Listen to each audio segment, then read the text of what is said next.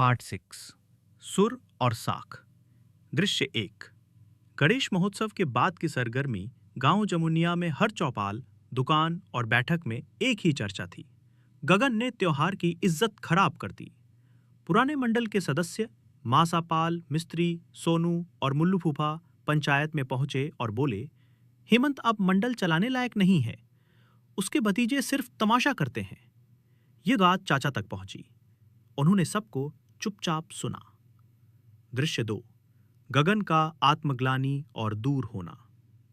गगन, जो अब तक मंडल की शान था, घर से बाहर बैठा था, चुप। भजन की आवाज सुनते ही उठ जाता था, जैसे कोई अपराधी हो।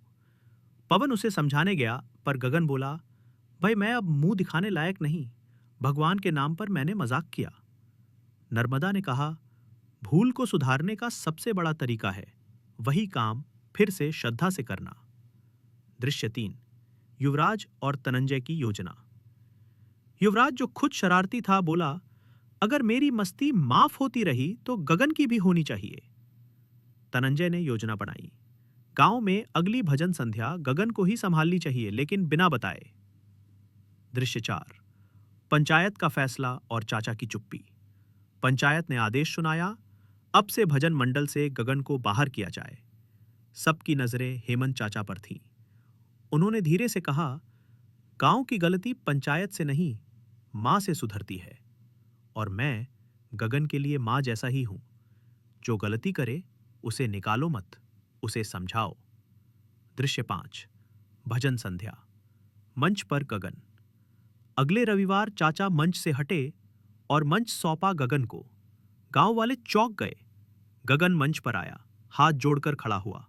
फिर बोला, जो हाथ बम के लिए उठे थे आज मंजीरे के लिए जुड़ रहे हैं, मुझे माफ कर दें।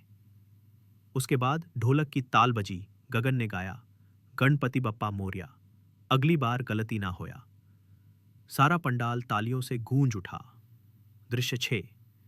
चाचा की भूमिका और पुराना मंडल। कार्यक्रम के बाद मासापाल और मुल्लू फूफा भी मंच पर आए।